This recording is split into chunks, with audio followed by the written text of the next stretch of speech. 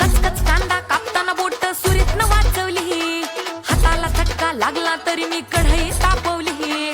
कचकच कांदा कापताना बोट सुरीतनं वाचवली, हाताला चटका लागला तरी मी कढई तापवली. तुमच्यासाठी स्पेशल